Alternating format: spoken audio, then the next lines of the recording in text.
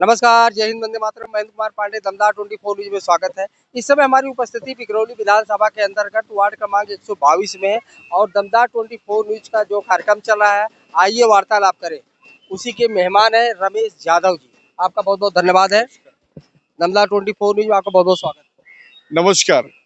हमने सुना, अगर सूत्रों की माने तो आप जो है देश के हित में आज कई वर्षों से कार्य कर रहे हैं।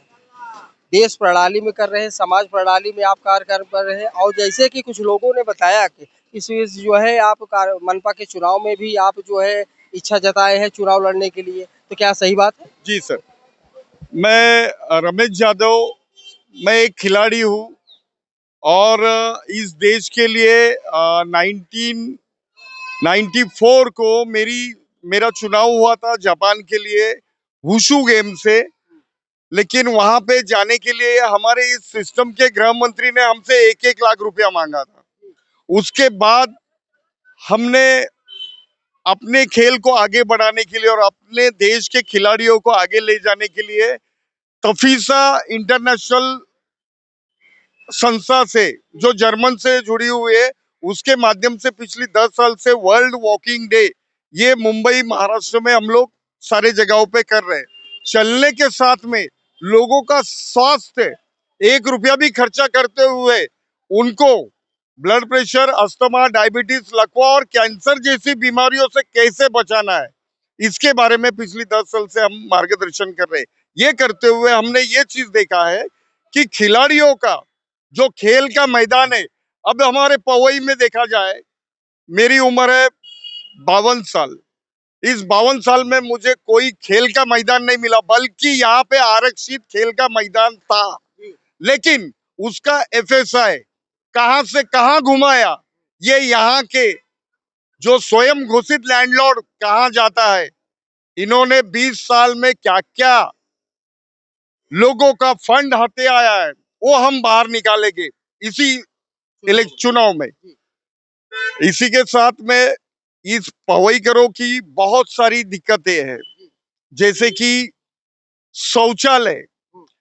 आप एलएनटी से लेके भांडुप तक देखिए, सार्वजनिक शौचालय ने है तो इतने गंदे हैं कि अंदर जाने के बाद आदमी या तो उल्टी करेगा या तो बीमार होके बाहर आएगा, इस तरह से गंदा है। जब महादेव देवले जी महापौर थे 2005 में, हमने उनके साथ ये शौचालय की मांग की थी। रोड का रुंदीकरण का बहाना देते हुए उन्होंने वो बात वहां पे रोक दी। आगे चल के हमने देखा है मेन गेट में एक शौचालय बना हुआ है, लायंस क्लब के माध्यम से सौजन्य लिखा गया, बहुत बड़ा बोर्ड है, लेकिन वो शौचालय लॉक किया जाता है, उसको कैद करके रखा जाता है, उसका कोई इस्तेमाल नहीं होता है। इस्तेमाल होता है तो कुछ गिने चुने लोगों के लिए। लेकिन मेरी माताएं बहनें जिनको डायबिटीज, अलग अलग बीमारियों से तकलीफ से गुजर रही है, उनकी परेशानी जब हम यहाँ देखते हैं, आस्ते से आके कान में बताती है कोई भी बहन कि भाई ऐसा ऐसा प्रॉब्लम है, तो कई आजू बाजू में हम हाथ पैर जोड़ के उस माँ बहन के लिए जुगाड़ करते हैं।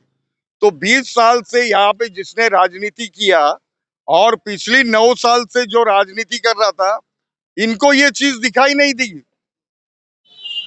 इसी के साथ में जहां पर सरकार कहती है, मैं नहीं कहता हूं, 50,000 के आसपास अगर लोग संख्या हो तो वहां पर एक जहां पे एडमिट किया जाए ऐसा हॉस्पिटल, दवाखाना होना चाहिए। लेकिन यहाँ पर हम देखेंगे ये जो इमारत बनी हुई है, ये इमारत आरक्षित दवाखाने के जगह पे बनी हुई है। नीचे हमें सिर्फ एक डिस्पेंसरी दी है जहाँ सही ढंग से दवाई गोली भी नहीं मिलती है। अगर कहीं आप मार लगे, मलम पट्टी करने जाओ तो मलम पट्टी नहीं होता है यहाँ पे।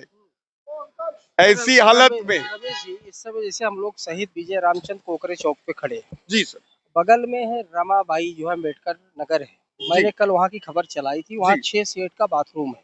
जैसे आपने शौचालय की बात की है तो हम आपको आपका ध्यान केंद्रित करना चाहेंगे, क्योंकि ये बगल में ही है, ज़्यादा से ज़्यादा 100 मीटर की दूरी पे होगा। वो इतना भरा हो, कम से कम वो 6 सीट का है और 6 बाथरूम में कम से कम कुछ नहीं तो आधा फीट की तो ऊपर तक गंदगी है, पूरा गंदा पानी भरा है और अगल बगल में सारे गटर टूटे हुए हैं। और गटर भरा हुआ है, वहाँ बुजुर्ग महिलाएं हैं, बच्चे हैं, किसी का पैर जाए तो कल हमने खबर इसको हमने चलाया था, लेकिन शासन प्रशासन उस पर ध्यान नहीं दिया। तो क्या अगर आप यहाँ की जनता अगर आपको चुनती है, इस मनपा चुनाव में आपको विजय श्री को प्राप्त करवाती है, तो क्या यहाँ का विकास होगा? यहाँ से लोगों को नशा मुक्ति मिलेगी? सर यहाँ जरूर। पे जो है समझिए कि महिला को सुरक्षा मिलेगा, उस मुद्दे पे आप बात करिए। अब हम लोग यहाँ पर शौचालय की बात को लेके चल रहे हैं। सबसे पहली बात है, जो महानगर पालिका के प्रशासकीय अधिकारी है वो यहाँ के बिल्डरों के, भांडवलदारों के दलाल है, एजेंट है। जैसे कि मैं नाम से बताता हूँ आपको, हमारे मेंटेनेंस डिपार्टमेंट के अलंकार वीर, इनको अभी प्रमोशन देके एई बनाया गया है। बल्कि पूरे पवई में अगर देखा जाए तो उनके माध्यम से कई जगह पे अतिक्रमण, कई जगह पे इलीगली काम चल रहा है। सामने अगर हम देखेंगे, यहाँ पे कुछ फुटपाथ के बाजू में काम किया, इसका टेंडर ही नहीं है उनके पास। मैं आरटीआई डाल के वो पूरा मंगाया हूँ। उसके बाद डब्ल्यू ने उनको 7 दिन का टाइम दिया, आज तक मेरे को टेंडर की कॉपी नहीं मिली है। दूसरी बात, यहाँ पर हम लोग जिस चौक में खड़े हैं, अभी अभी हमारे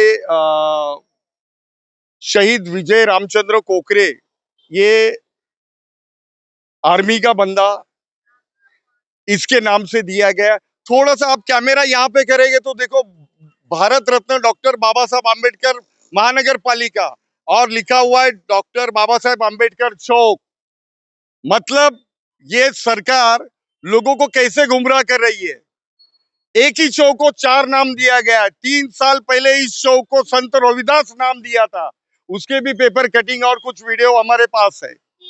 तो मतलब देश तो बेचना बेचना, उसके साथ में पूरा मोहल्ला भी बेचने का काम इनाम एतबार से ये सरकार कर रही है।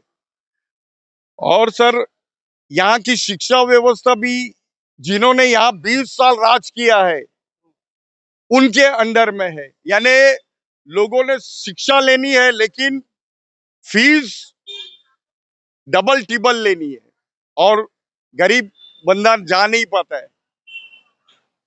बहुत सारी। मेरा जो सवाल था रमेश जी, जी सर। मेरा सवाल अभी भी था कि आप जैसे मनपा चुनाव के इलेक्शन में मैदान में आ रहे हैं, तो जितना यहाँ की विकास की गतिविधियाँ रुकी हुई हैं, ठीक है, जो महिला सुरक्षा हो गया, शौचालय ले लें या रोड ले लें, गटर ले लें, नाली ले लें, जो भी है, जी सर। उस पे आप कार्यरत रहेंगे अगर यहाँ की जनता आपके ऊपर भरोसा जताए तो? जी सर जरूर। क्योंकि अभी भी कुछ मेहर कोटेजा के माध्यम से 2 करोड़ का यहाँ पे फंड आया।